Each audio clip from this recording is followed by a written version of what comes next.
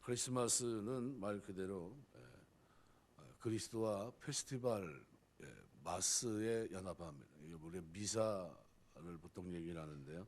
그리스도의 미사라고 하는 뜻입니다. 그래서 예수님의 탄생을 기념하는 예배 의식 이렇게 표현할 수 있습니다. 그래서 크리스마스라고 하는 용어 자체가 우리에게 가져다 주는 말 그대로 크리스마스는 예수님 중심이 돼야 됩니다. 기쁨도 예수님 중심이 돼야 되고 모든 초점이 예수님께 맞춰져 있습니다. 그래서 성탄을 짧게 설명하면 하나님이 사람이 되신 사건입니다. 인카네이션, 성육신하신 거죠. 말씀하신 창조주 하나님, 여호와 하나님께서 이 땅에 오셔서 친히 이 백성들을 건지기 오신 거죠. 하나님의 아들이신 예수님께서, 하나님이신 예수님이 우리가 똑같은 육신의 종의 형상을 입으시고 인간의 역사 속에 들어오신 사건이 바로 성탄입니다. 요한복음 1장 18절 기록대로 본래 하나님을 본 사람이 없으되 아버지 품속에 있는 독생하신 하나님이 나타내셨느니라. 예수님은 어디서 나셨습니까? 오늘 7절 보니까 마다들라 강보로 싸서 구유에 누였으니 이는 사관에 여관에 있을 곳이 없음이더라. 호화로운 왕궁에 탄생한 것도 아닙니다. 웅장한 예루살렘 성에 태어난 것도 아닙니다. 짐승들의 여물통 밥그릇에 예수님이 탄생하십니다. 온 세상을 다 내어놓았할지라도 예수님 모시기에는 부족할 텐데 더럽고 냄새나고 지저분하고 추한 마국간 말 구유에 탄생하신 겁니다. 굉장히 기가 막힌 일입니다. 많이 홀대한 것 같은 느낌이 확 들지 않습니까? 왜 예수님이 그런 마국간에 탄생하셨습니까? 이유가 뭡니까? 우리가 그 이유를 잠깐 생각하면서 성탄의 정신을 되새겨야 될 것 같습니다. 첫 번째로 예수님이 마국간에 탄생한 것은 빈방이 없었기 때문입니다. 오늘 7절에 보면 이는 여관에 있을 곳이 없음이더라. 예수님이 베들레헴에서 탄생을 하셨을 그때 이스라엘은 로마의 통치를 받고 있었고 그때 황제가 가이사 아구스도입니다. 세금 징수를 위한 자료를 확보하기 위해서 자기가 다스리고 있는 모든 나라에 온 백성들에게 다 자기 고향에 가서 호적을 하라고 명령을 내립니다. 예수님의 육신의 아버지 요셉은 다윗의 후손입니다. 다윗의 동네로 가야 합니다. 다윗의 동네가 베들레헴입니다. 그래서 예수님께서 베들레헴에서 탄생을 하게 됩니다. 예수님이 베들레헴에서 탄생하시기 전 이미 700년 전에 하나님의 선지자 미가의 입을 통해서 이미 예언했습니다. 미가서 5장 2절 기록대로 베들레헴 에브라다야 너는 유다족 속중에 작을지라도 이스라엘을 다스릴 자가 내게서 내게로 나올 것이라 그의 근본은 상고의 태초에니라. 이 땅에 오실 예수님을 이미 예언하고 있었습니다. 그러나 막상 하나님의 아들이신 예수님이 베들레헴에 오셨을 때 예수님을 위해서는 빈방조차 준비되지 못했습니다. 로마 군인들을 위한 방들은 있었을 겁니다. 돈 많은 권세 있는 사람들은 쉽게 방을 구할 수 있을 겁니다. 그런데 오늘 우리를 위해 이 땅에 오신 아기 예수를 위한 방은 아무데도 없었다는 사실입니다. 그럼 우리가 생각해 볼 때 누가 그럼 21세기 베들레헴 여관집 주인입니까? 아기 예수가 우리 마음속에 찾아오기를 원하지만 내 마음속에 세상적인 지저분한 것으로 가득 차 있을 때 예수님은 우리 마음에 들어올 수가 없다고 생각이 됩니다. 그러한 마음의 소유자가 21세기 베들레헴 여관집 주인이 아니겠습니까?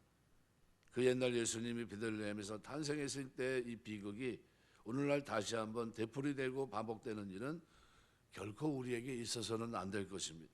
우리는 이 시간 마음의 문을 열고 아기 예수를 우리 마음속에 모셔드리고 그러기 위해서 우리 마음속에 있는 온갖 지저분한 세상 것들을 다 떨쳐버리는 시간이 되시길 바랍니다. 남을 미워하는 마음, 다른 사람을 용서해 주지 못하는 마음을 우리가 버려야 됩니다. 시기와 질투, 불평, 원망 다 쏟아 버려야 됩니다. 아울러 세상적인 욕망도 버려야 되겠죠. 내 마음을 비게 만들어서 아기 예수님을 우리 마음속에 모실 수 있는 그런 은혜가 있게 되시길 주의 이름으로 축원합니다. 두 번째는 예수님께서 마국간에 탄생한 것은 우리를 만나주시기 위해서입니다. 만일 예수님께서 호화로운 왕궁에 탄생하셨다면 어떻게 되셨을까? 왕궁을 지키는 경호원 때문에 가까이 접근할 수도 없고요. 줄을 쓴다고 해도 쉽지 않았을 겁니다. 이 세상에서 가장 낮고 가장 비천한 마국간 말구유를 택해서 탄생하십니다. 이유는 우리 같은 죄인들, 지저분한 죄인들을 만나주시기 위해서입니다. 그래서 이 세상에서 아무리 천하고 보잘것없는 사람이라 할지라도 두렵거나 주저함 없이 예수님을 만날 수 있었고요. 예수님은 실제로 이와 같은 죄인들을 만나주십니다. 그 옛날 들에서 양치던 목자들은 말 그대로 더러운 몸이고요. 때 묻은 옷을 입고 있고 먼지 묻은 몸을 그대로 가지고 아기 예수께 이 복된 소식을 전하고 있습니다. 마찬가지로 오늘 우리가 예수님을 만나는데 위선이나 가식이 필요 없습니다. 있는 그대로 그 모습 그대로 나아가서 우리 아기 예수께 경배할 수 있습니다. 하나님의 최대 관심사가 있다면 여기 있는 오늘 우리 한 사람 한 사람을 만나주시는 겁니다. 세상 사람들이 나를 몰라준다 할지라도 예수님은 오늘 우리를 아실 줄 믿습니다. 그래서 믿는 성도들은 소망이 있는 것은 우리는 그만큼 하나님께서 귀중하고 값진 존재, 그런 존재로 우리를 삼고 있기 때문입니다. 고린도 후서 8장 9절 말씀에 보면 우리 주 예수 그리스도의 은혜를 너희가 알거니와 부유하신 자로서 너희를 위하여 가난하게 되심은 그의 가난함을 인하여 너희로 부욕케 하려 하심이라 그랬습니다. 이렇게 우리에게 다가오신 예수님은 누구든지 영접하고 하나님의 자녀된 사람들에게 영원토록 함께해 주시는 겁니다. 실제로 예수님은 그의 공생의 사역 중에 많은 사람들을 만나 주십니다. 아무도 만나려고 하지 않았던 수가성 여인을, 그리고 예배자로 그를 만들어 주십니다. 죄인들의 대다수가 다 죄인들이었습니다. 바리새인 서기관들이 같이 할 수 없었던 그런 죄인들을 그들과 함께 식사하시면서 그들을 변화시키셨습니다. 소외되고 헐벗은 사람뿐만 아니라 병든 자들도 다 만나 주셨습니다. 그러면 우리 믿음의 사람들은 그리스도의 사랑으로 많은 사람들을 돌아보고 만나줄 수 있는 사람이 되시길 주의 이름으로 축원합니다. 그들을 돌아볼 수 있어야 돼요. 고린도 전서 9장 18절에서 23절에 보면 바울의 신앙을 고백하고 있는 장면이 나옵니다. 누구 한 사람이라도 구원할 수 있다면 나는 그들 모양으로 만나겠다는 겁니다. 율법이 없는 자라면 율법 없는 모습으로, 나는 율법이 있는 사람이지만 그럼에도 그들의 모양을 가지고 아무쪼록 그들이 구원을 받을 수 있다면 나는 그런 모양으로 저들을 만나주겠다는 겁니다. 이것은 바울이 가지고 있었던 신앙의 자세입니다. 약한 자도 만나줬고 율법 없는 자도 만났고 율법 있는 자도 만났고 죄인도 만났고 누구든지 다 만났습니다. 만난 이유는 뭡니까? 그들로 하여금 구원을 얻게 하기 위해서였습니다. 이게 바울의 고백이거든요. 그건 예수님의 삶이었고요. 그럼 오늘 우리도 마찬가지죠. 우리는 자꾸 제한합니다. 벽을 이미 하나님께서 허물으셨는데도 자꾸 벽을 세워요. 이 사람은 내가 절대 만날 수 없는 사람이다. 이 사람에게 내가 복음을 전할 수 없는 사람이다. 저 사람은 구원받으면 안 돼. 그러면서 나 스스로 자꾸 벽을 만듭니다. 근데 우리가 이 땅에 계신 예수님은 우리 같은 죄인을 만나 주셨고요. 제한 없이 누구든지 예수 믿고 구원받을 수 있도록 역사하셨고요. 이렇게 그리스도를 본받은 사도 바울은 살아가면서 일생 동안 이방인의 복음을 전하는 이 사역을 감당함에 있어서 어떤 사람이 됐든 간에 만나 주셨어요. 그들을 변화시킬 수 있다면, 그들이 구원받을 수 있다고 한다면 그런 자세를 가지고 나아갔던 겁니다.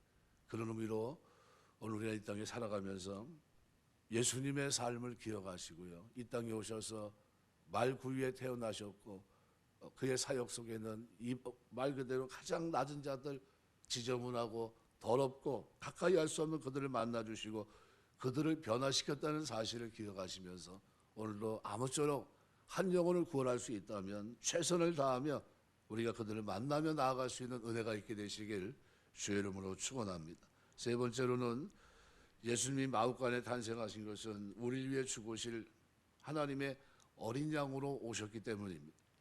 사실 이 마구간은 예수님이 마땅히 태어나야 될 장소였다고 생각해 볼 수 있습니다. 왜 그런가 하면 예수님은 우리를 위해 죽으시기 위해 이 세상에 오신 하나님의 어린 양이기 때문입니다.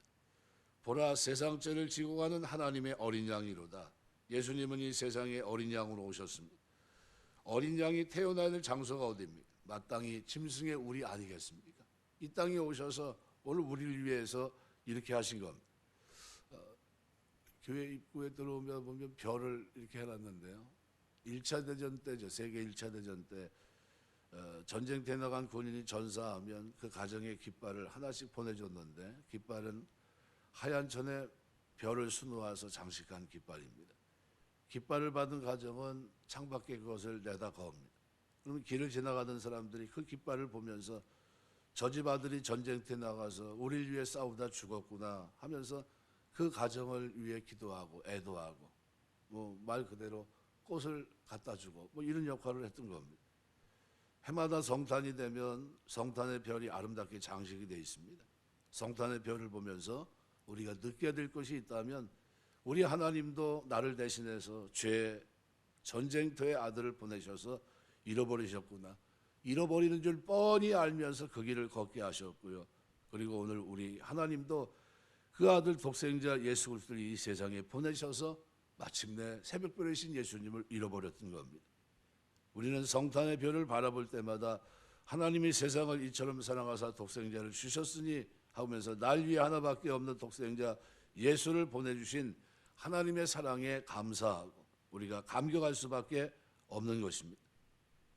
마국간에 태어나신 것은 죄와 이기심, 탐욕과 불친절로 가득한 타락한 세상에 오셨기 때문에 주님이 경험한 삶이긴 하지만, 세상은 자신의 일에 파묻혀 있었기 때문에 아이를 임신하고 이제 낳아야 되는데 불구하고 여인을 도와줄 수 없었습니다.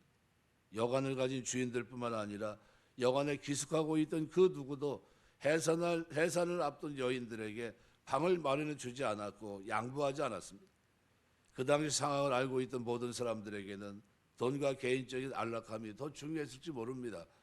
오늘 우리는 그 시대 여관 주인들과 베들레헴에 호적하게 돌아왔던 그들에게 우리가 곱지 않은 눈으로 바라보고 있지는 않습니까? 그러나 분명한 것은 우리가 다시 오실 주님을 기다릴 때 우리는 영접한 가운데 주님을 맞이해야 된다는 사실입니다. 말씀을 맺겠습니다. 성탄을 쭉 하면서 새벽별이신 주님이 나를 위해 이 땅에 오셨고 바로 그리스도를 우리에게 내어주신 겁니다. 그리고 십자가 지시기 위해 우리의 영원한 먹이가 되시기 위해 이 땅에 오신 겁니다. 이렇게 생각한다면 성탄은 우리 입장에서는 기쁜 날이지만요, 아들을 보낸 하나님 입장에서는 가슴 저미는 날입니다. 이런 날 우리가 그리스도 안에서 하나님의 자녀가 되고 그 목적 안에 어우리게 구원받은 자가 되었다고 한다면 그것은 말 그대로 완성품입니다.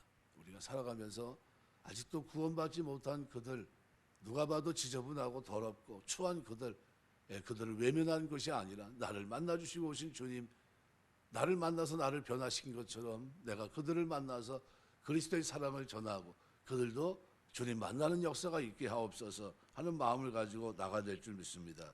유명한 화가 메디슨이 그린 성화 The Room이라고 하는 작품이 있습니다. 밤늦도록 헤매던 마리아가 요셉을 향해 머리를 돌리면서 여기도 방이 없어요 라고 말하고 있는 줄을 달아놨습니다. 이 세상 구석구석에는 예수가 머물 곳이 없음이라고 하는 팻말이 나붙어 있습니다. 이런 세상 한복판에서 오늘 우리가 해야 될 일이 분명히 있습니다. 바로 예수님은 우리의 구세주로 오셨다는 사실이죠. 빈 방이 없고 우리를 만나주기 위해서 또는 우리를 위해서 죽을 어린 양으로 주님 오셨기 때문에, 죄와 이기심, 탐욕과 불친절로 가득한 세상이 오셨기 때문에 예수님은 어쩔 수 없이 여간에 이용하지 못하고 이와 같이 어려움 속에서 태어나셨지만, 그렇지만 우리가 이 땅에 살아가면서 다시 오실 주님을 맞이할 때는 아멘 주 예수여 어서 오시옵소서 하면서 맞이할 수 있는 그런 심정으로 우리가 맞이할 수 있어야 되고요. 그리고 살아가는 동안 우리의 일 또한 죄인을 만나주시기 오신 주님처럼 죄인을 만나주는데 꺼리낌 없이 그들도 예수님의 자녀가 되고 소외자들도 우리가 돌아보면서 그리스도의 사랑을 실천하며 그러다가 우리가 주님을 만나야 될 줄 믿습니다. 우리가 성탄을 즐기면서 주님 섬기며 사는 동안에 하나님, 내가 이 벽을 허물 수 있도록 도와주옵소서. 나만 구원받은 자로 끝나지 않게 하시고 내 삶의 주변 이웃들에게도 도대체 아무리 봐도 저 사람 구원받을 그런 자격이 하나도 없는 사람이라 할지라도 그들을 만나주시고 또 그들을 베풀면서 그들이 그리스도의 사랑을 알 수 있는 이런 은혜가 오늘 성탄을 즈음해서 나를 통해서 일어날 수 있도록 은혜 베풀어 주옵소서. 기도하시고 그런 축복이 저와 여러분의 믿음 생활 속에 성탄을 즈음해서 저희로 구원을 얻게 하라는 그 바울의 고백대로 많은 영혼들이 우리 때문에 예수 믿는 그런 축복이 있게 되시길 주의 이름으로 축원합니다. 기도하겠습니다.